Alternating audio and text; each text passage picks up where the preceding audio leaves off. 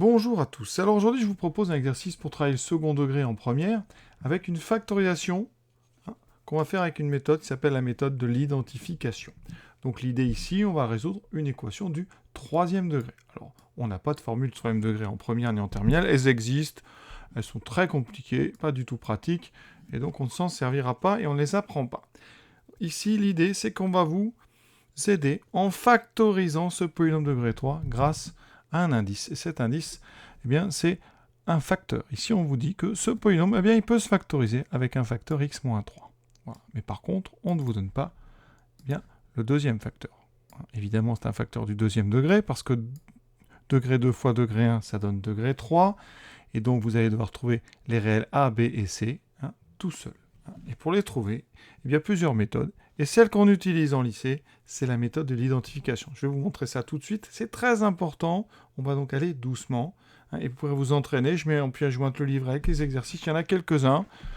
C'est vraiment très important. Et une fois que vous aurez compris le truc, c'est pas si difficile que ça. Une première chose que je vais dire avant de faire donc la recherche, avant de trouver ABC, c'est pourquoi est-ce qu'on peut factoriser par x-3 ? Eh bien, vous pouvez vérifier. 2x3 moins x2 moins 22x plus 21, eh bien, s'annule pour x égale 3. Ça veut dire que, on dit que 3 est racine de ce polynôme. Et comme c'est une racine, eh bien, on peut factoriser par x moins cette racine. Et on va le faire. On va quand même le vérifier ensemble.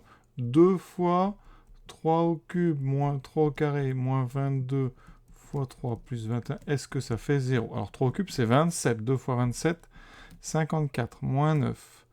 Moins 3 fois 22, 66 plus 21. Alors, je vais mettre ensemble les nombres positifs. 54 plus 21, ça fait 75. 9 et 66, ça fait 75. Donc ça fait bien 0. Vous voyez, c'est normal. Alors maintenant, allez, on part sur la recherche de ABC. Comment est-ce qu'on procède ?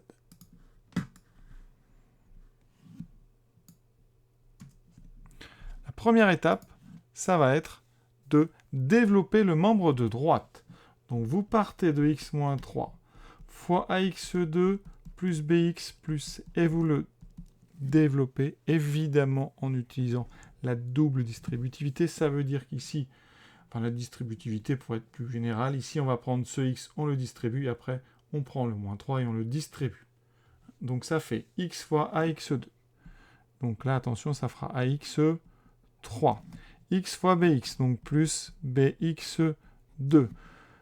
X fois c plus cx. Ensuite, le moins 3 fois x, ça fait moins 3 ax2, moins 3 bx, moins 3c. On met les termes de même degré ensemble, donc les x3 ensemble, les x2 ensemble, les x ensemble et les constantes. Donc des x3, j'en ai a x3. Les x2, j'en ai donc plus bx2, moins 3 x2, plus cx moins 3 bx moins 3c.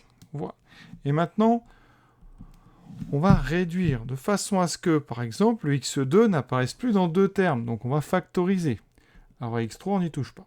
Vous ne pouvez rien faire. Par contre, x2, eh bien, je vais factoriser par x2. Alors j'aurai combien ? Si je mets tout comme ça, qu'est-ce que j'ai dedans ? Donc j'ai bx2, donc je vais avoir b. J'ai moins 3a, j'aurai donc moins 3. Donc dx2, j'en ai b moins 3a. D'accord ? Combien j'ai de x ? Et on fait pareil. J'en ai c moins 3b. Vous voyez, si je développe, j'aurai bien cx moins 3bx. Voilà. Et des constantes, j'en ai moins 3c. On a fait le plus dur. Mais avant d'aller plus loin, petite remarque. J'ai choisi de distribuer le x puis le moins 3. D'accord ? On aurait pu faire d'abord le ax2. Ça aurait donné ceci, regardez. Si vous développez d'abord tout le ax2, on dit qu'on développe par la droite. Donc on fait ax2 fois x, ça fait ax3. ax2 fois moins 3, donc moins 3 ax2. Maintenant, je m'occupe de bx. bx fois x plus bx2, bx fois moins 3 bx. Ensuite, plus c, c fois x plus cx, c fois moins 3c. Alors, l'avantage de ce développement par la droite, eh bien, c'est que les termes sont déjà ordonnés, vous voyez, c'est un petit avantage.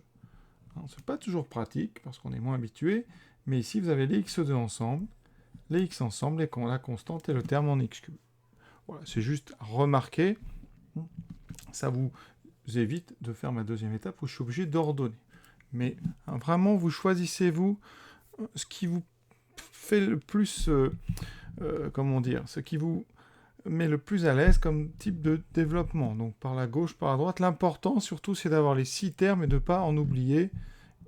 Voilà. Ça, vraiment, il faut choisir des méthodes qui vous mettent en confiance. Donc ça, c'était une petite remarque. Alors maintenant, qu'est-ce qu'on fait de tout ça? Eh bien, ça veut dire que nous, on cherche. Donc il faut que x-3 fois x2 plus bx plus c, d'après ce qu'on a dit, ça doit être égal à 2x3 moins x2 moins 22x plus 21. D'accord? Autrement dit, eh bien notre ax3 plus b moins 3ax2 plus c moins 3bx moins 3c doit être égal à 2x3 moins x2 moins 22x plus 21. Évidemment, ça, c'est valable quel que soit x. Hein. Donc, ça, pour tout x. Tout ce qu'on a fait, c'est valable pour tout x. D'accord?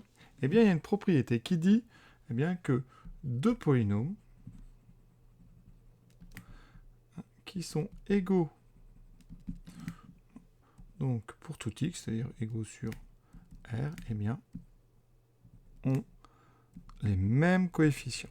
C'est-à-dire qu'une fois que vous les avez ordonnés et réduits, ça doit être les mêmes coefficients devant chaque puissance de x. D'accord? Donc les coefficients doivent être identiques. Identiques, donc on va pouvoir identifier. Alors on va regarder à gauche. À gauche, on a un coefficient du x³ qui est a. D'accord? À droite, le coefficient de x³, c'est 2. Donc les deux polynômes ici étant égaux, hein, il y a bien un symbole, vous voyez, égal entre les deux. C'est une égalité qui est vraie sur quel que soit x, donc c'est vrai sur R. Eh bien, ça veut dire qu'on peut identifier... Donc on dit par identification, hein, et on va avoir plein d'informations qui vont arriver. D'abord, les coefficients en x3 sont égaux, donc vous voyez, ici A doit obligatoirement être égal à 2. Et maintenant, on va regarder le coefficient en x2. Donc, à gauche, j'en ai B moins 3A. C'est pour ça que je les ai regroupés. À droite, j'en ai moins ici, donc ça sera moins 1.